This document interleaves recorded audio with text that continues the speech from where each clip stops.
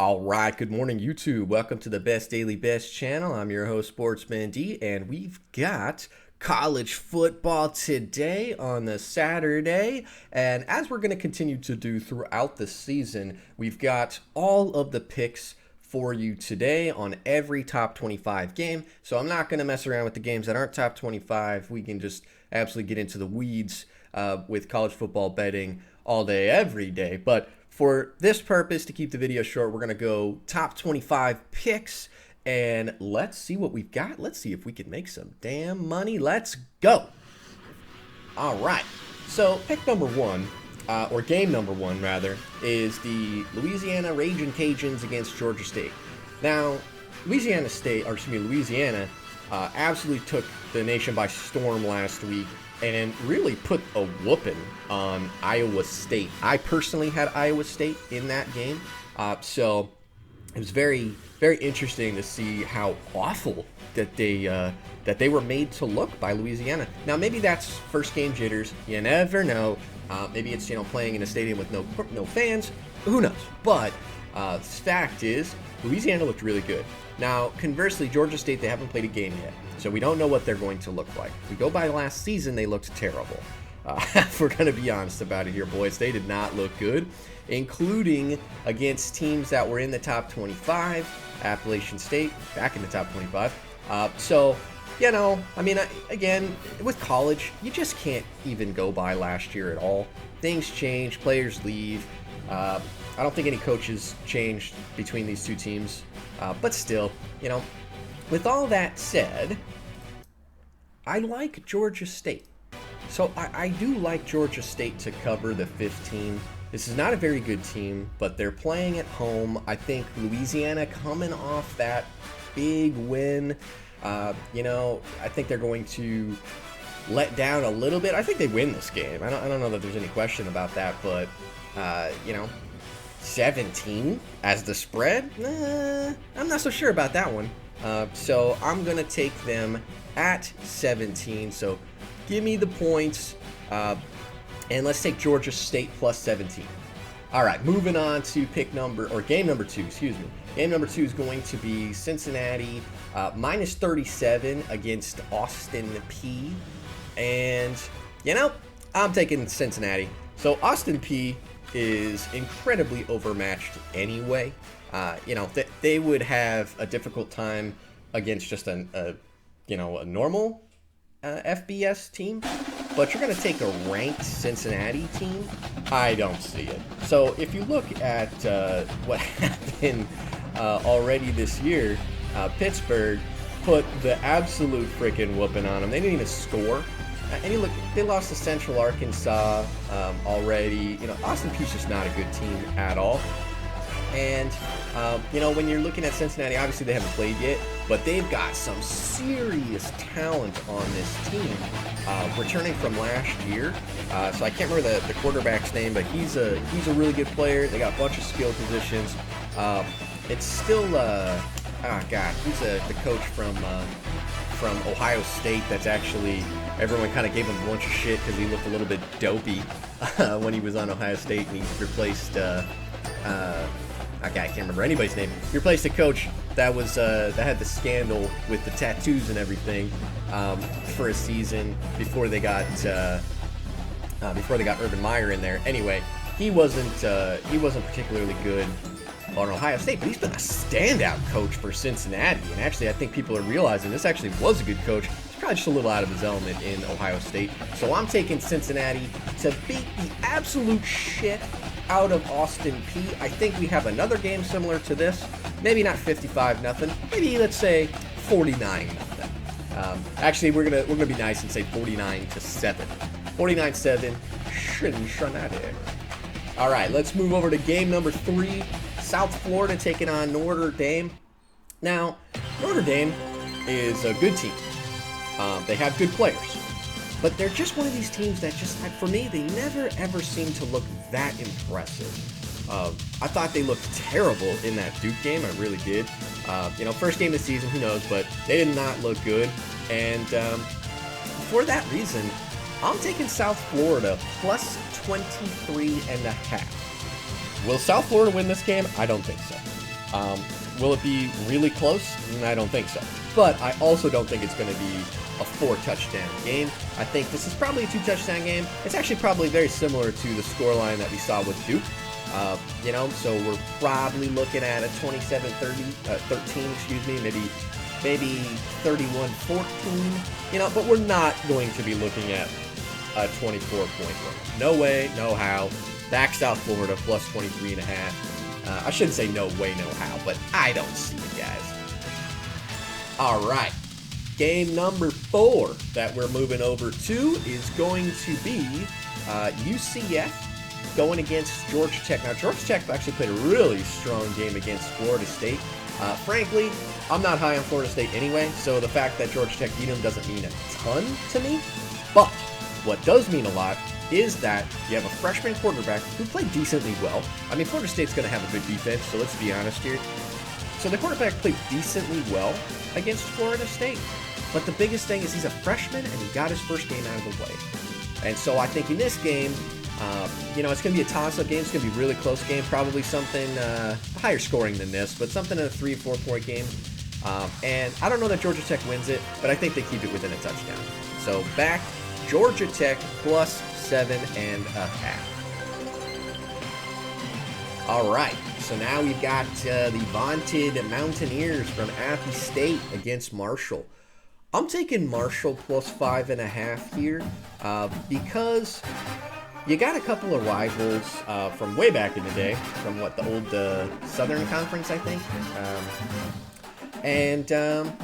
You know, Marshall likes to score a lot, and Appalachian State's really good on the ground.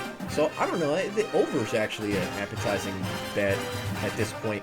But let's just say this, that Marshall is, I think, a much better team than what they have shown in the past. And I think this year they have a chance to put that together a little bit more. I like their quarterback, Wells. I like their skill positions. They got some really fast players on defense. And there is a running back that's for Appalachian State. Shoot. What's that guy's name that might not suit up? Cameron Peoples. So this guy is actually kind of hurting, so he may not play, and you know, this is a kind of a toss-up pick for me, but I do like Marshall, who had 2 weeks to prepare, right? So their last game was the 5th, and Appalachian State just played Charlotte at home. So you have a Marshall team that had 2 weeks to prepare for an Appalachian State running attack. I think they're going to have a chance to do a good job. I don't say shut them down. They're going to do a good job on them and keep it within 6. Actually, I think Marshall wins this game, but I'm not going to take it outright. We're taking the spread of 5.5. All right, here, boys. So let's move over. We got 4 games left. So game number 5, excuse me, game number 6. Oh, we can't count. Game 6. Oh, that's why, because we went out of order like a bunch of dumb shits. All right, let's move back to Syracuse against Pittsburgh. Whoops, sorry about that, boys. All right, so we've got Pitt Panthers taking on Syracuse. Syracuse did not look good at all against North Carolina. Actually, they blew a lot of chances. And, you know, who do these guys play? Austin Peay? Is that who they? Yeah, they played Austin Peay and beat the hell out of them. So that's a trash team, and that's a really good team. I think the combination here is a line that's a bit too high. I think this actually in a normal setting would be more like 13 or 14. I'm going to take Syracuse plus 20.5. Well, on mine it says 21, so I'm going to take it at 21. And again, reason being here, guys, is because I just don't